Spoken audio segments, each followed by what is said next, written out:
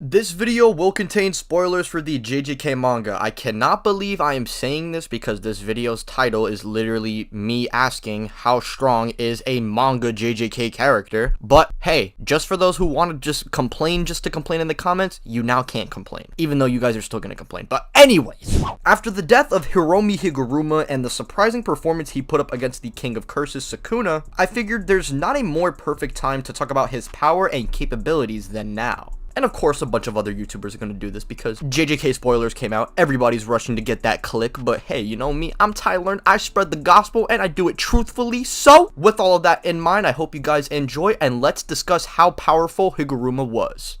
It goes without saying that Hiromi Higuruma was definitely one of the MVPs of the Culling games, and I believe he's the only sorcerer who learned how to utilize domain expansion and reverse curse technique within months of just becoming a sorcerer. And if you want to apply this to all characters and not just specifically sorcerers, the only other character who's shown just this amount of ridiculous growth and adaptation is Mahito. And it should go without saying that Hiromi is unlike a lot of Jujutsu sorcerers who either rely on powerful techniques or raw physical stats to get by in the world. Higuruma doesn't really have the standard way of fighting and usually approaches situations by casting his domain expansion, which is unlike a lot of other domains, so I'm gonna have to get into the specifics of that. To keep it simple and easy to understand and not give you a complicated explanation like the narrator does half the time, it essentially brings you into a courtroom where Higuruma puts you on trial. While undergoing this trial, violence is prohibited and Higuruma with his Shikigami Judge Man attempts to determine if the opponent is guilty or not. And the way it works is Higuruma does a quick biography check and checks to see throughout your entire life if you've committed any crimes and if you are deemed as guilty. If Higuruma deems you as guilty, then the opponent while inside his domain can't control or even utilize their cursed energy. The only way to really get around this trial is if you are morally a good person or if you attempt to have a retrial and try and change bro's mind. Some of you guys may be confused as to why Higuruma's domain doesn't just use a special move like most domains or has a guaranteed hit, and that's because his domain rather instead enforces rules the opponent must obey by, which Tengen has said that this is usually how domains used to work. On top of this, Higuruma himself is obviously amped in his own domain like any other domain user would, and can wield the Executioner's Blade, which if he does deem you as guilty and manages to land one cut, instantly exorcise anyone in his path without any exception. Keyword anyone. This would include even the anomalies of the Jujutsu world like Gojo, Sukuna, Kenjaku, Toji. You name any top tier, any of these guys can be Higuruma victims if he manages to land one slash with the Executioner's Sword. In his introductory battle, we see him utilizing these abilities against Yuji, who was deemed guilty for the actions Sukuna committed in Shibuya, which leads into him taking on Higuruma with pure hands and charisma,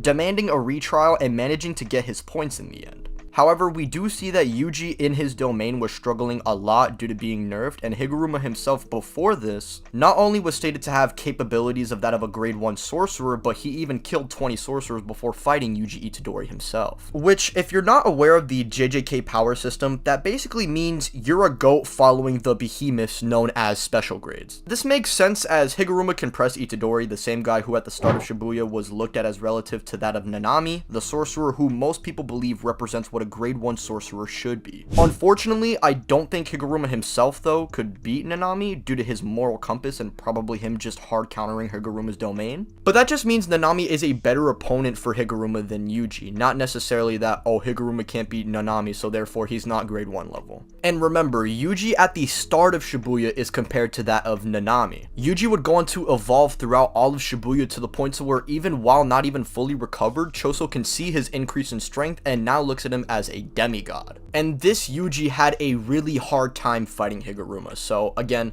do not sleep on Higuruma's capabilities. He should easily be grade 1 level. We even see him later on in the manga go on to help out against Sukuna in the final battle, dropping down with Itadori and being able to fight alongside with him. Now, you guys might be wondering if this means anything for Higuruma's scaling, and I'm not gonna lie, I do not think any time in the final battle Higuruma has shown really any impressive feats to get him any higher. At best, you can say maybe Yuji and Higuruma can fight alongside with each other, so maybe they're relative in combat speed, but Higuruma throughout the fight was getting saved by Yuji multiple times, and even Kusakabe had to come in to cushion a potential fatal blow from Sukuna.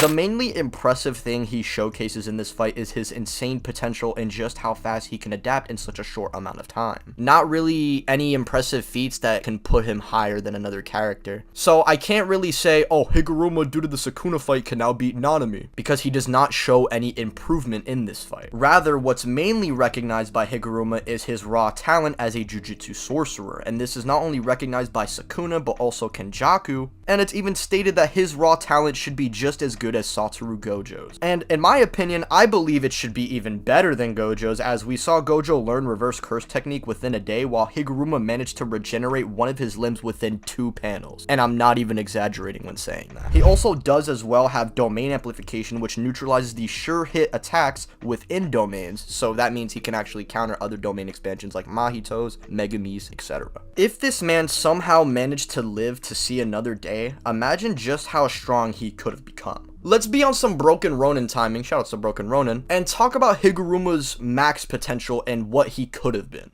Not only do I think he would have easily refined his domain along with gaining way better use of a reverse curse technique to the point where he'd be on some Hakari shit and just be essentially never being able to die while you are also never able to attack him, but on top of something like the Executioner's Sword, if he manages to like somehow utilize this ability naturally, I honestly don't even think a hypothetical full potential Mahito would hold a candle to the raw talent of Hiromi. Higuruma with his potential unleashed would hands down be just as great as Gojo or Sukuna, and if it wasn't for that BS curse tool rule, bro would have slayed the main villain himself.